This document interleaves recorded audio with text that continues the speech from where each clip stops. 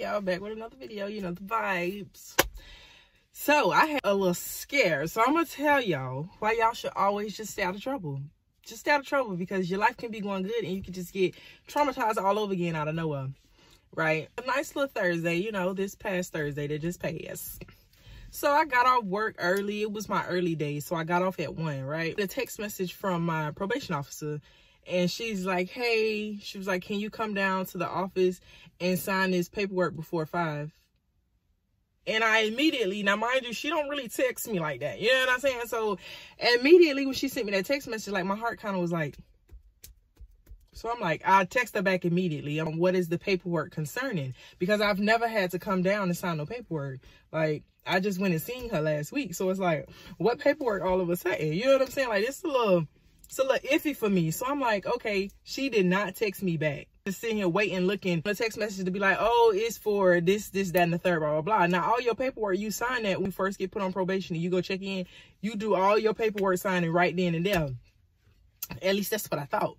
Now I'm freaking out. So my niece, I waited for her to get out of school, right? So I pick up from the bus stop. I drive over there and I'm like, listen, I done gave her the whole rundown. It's a little sus to me. I was like, it just don't sound right. I was like, this has never happened before. So now, poor baby, I traumatized her. She's about to be 17.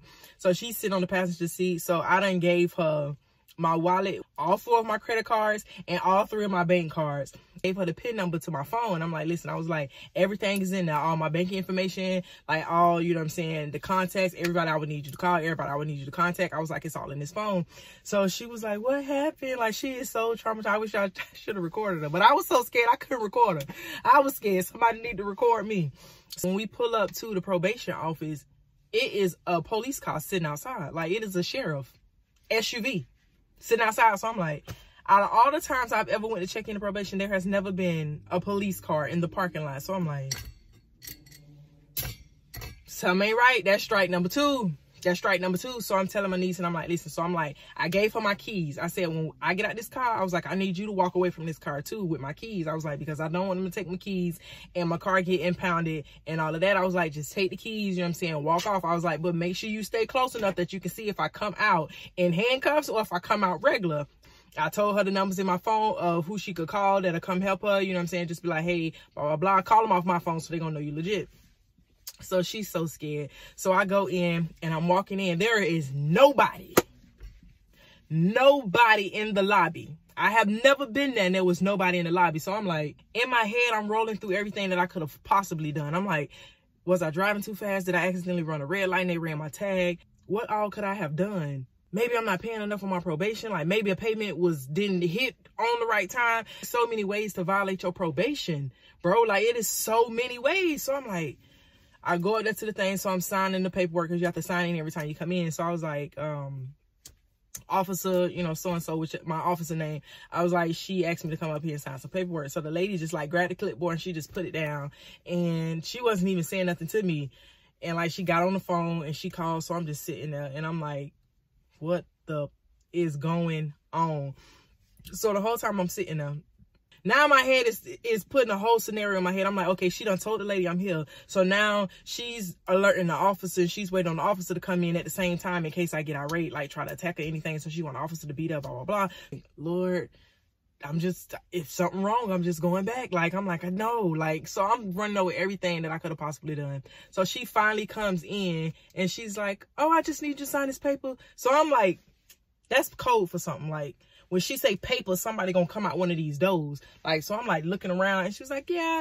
And she was just like, this paper is basically saying that you know that you don't have the right to vote. So I was like, I said, that's all? And she was like, yeah. She was like, somebody tried. She was like, I guess they tried to go vote and ended up in jail. Now, I don't know if they went to vote and they got arrested because they don't have the right to, so that's illegal, or if they went up there and tried to and somebody told them they couldn't and they got real irate and went to jail for acting crazy. I don't know exactly why they went to jail, baby. I wasn't asking no questions because I was more worried about my freedom than theirs. Whoever it was, I hope y'all all right. Okay, but she was like, you do know you don't have the right to vote? I was like, whoo. I was like, you cannot do this to me. I was like, I was scared. I thought I was going to jail. So she's laughing. I'm like, this is not funny. This is not a skit. This is not a drill. This drop everything. Come quick. Craig is in trouble. Like, I signed that paper so fast, my hand was shaking, girl. And I came out the when I came out the probation office after I done signed it, and it's just like I had a renewed gratefulness for my freedom, like a new appreciation. Okay, that I walked up out of there and I was so scared. My hands were shaking, and it's just like life looked so much brighter. So I'm looking for my niece because she got my keys, she got my phone, so I can't call her and be like, hey, I made it out.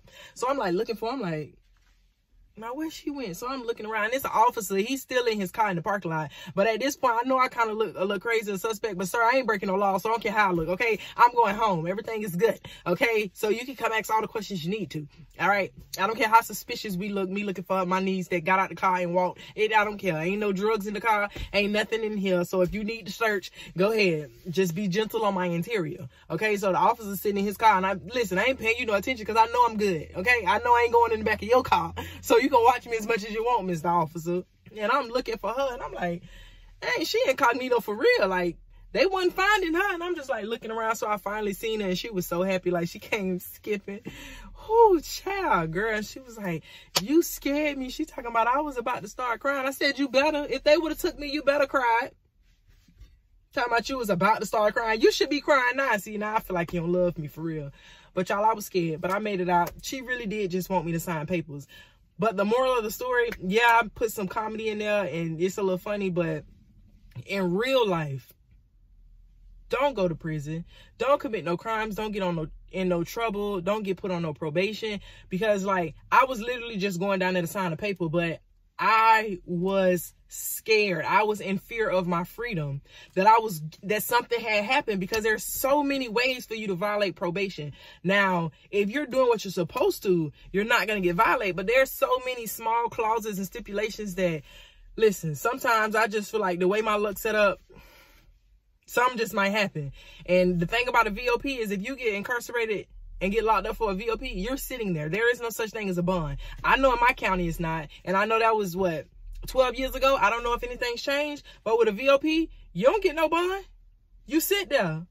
And if it is a misunderstanding, sometimes they can still violate your probation. So say it's a technicality and it's not even you, or it didn't even happen. They can still violate your probation because you had any type of interactions with the law. You were still arrested.